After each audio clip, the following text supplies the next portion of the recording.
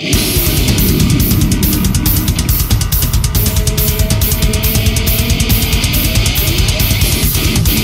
back to the Lock Around the Clock for Week 7. I'm back in the studio, off the road. Last week you got me in Atlanta in a pizza place, and guess what? For what I gave you guys, I know it was a little unprofessional. I didn't have all of my things in front of me. I did it very impromptu on a iPhone, recorded it. But guess what? It doesn't matter. We still went 2-1. Actually 3-1 because I had the Raiders. It was a bit of a homer pick. I was there at the game, and I bet it. I didn't put it up for you people to take. But anyway, Monday night we hit with Denver. We lost with the under.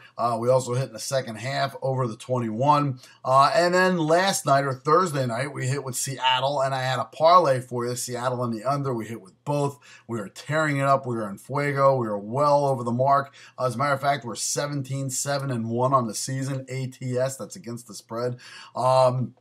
And going forward, we're going to tear it up again. We're going to go 3-0 this week and have a winning record. But before we get to that, I want to thank my good friends and sponsors at LouDogs.com. Go to LouDogs.com today. Find out why they're the hottest handicapping site on the web. Find out about their free rolls. See what all the hubbub's about. And check out, they got free bets on there. It's pretty cool. Check it out. Sign up today. You can't lose. You got nothing to lose and everything to gain.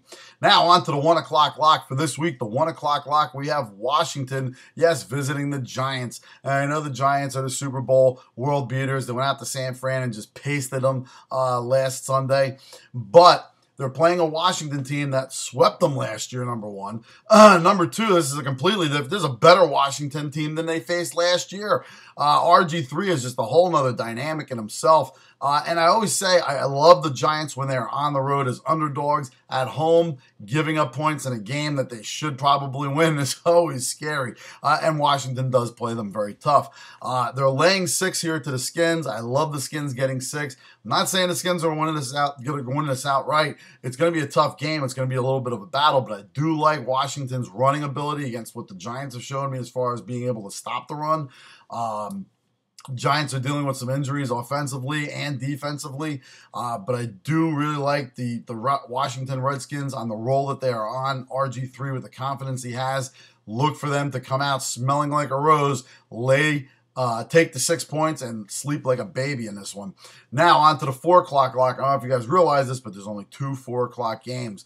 And of course, one of them is New England and New Jersey, the Nets, the Jets.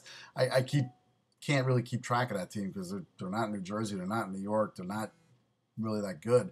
I think New England's going to pace them there. That is not my pick. I am going with the other 4 o'clock game that was on the verge of being blacked out. Yes, my Raiders laying 5 at home against the Jags, the hapless Jags. And I know Maurice Jones-Drew is there, and he probably will get some yardage against us.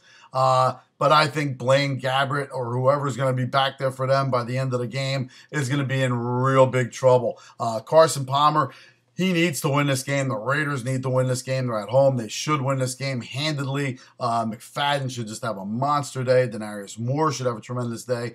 I think they're going to just run roughshod over this Jaguar team.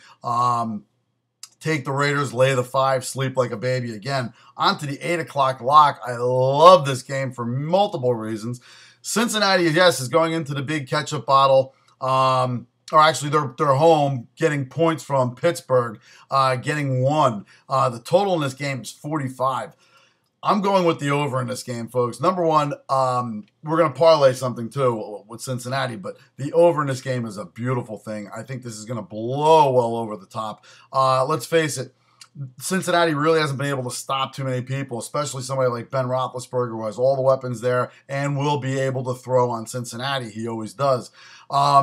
But on the other side of the ball, Cincinnati is looking offensively just explosive. And I'll tell you right now, with Polamalu out again for this game, the Pittsburgh Steelers almost never cover when Polamalu's out. I know it's only a 1-point game, but I look for Cincinnati to win this game outright. I do look for the over to come in big time. The total in this is 45, which usually is kind of high by most standards.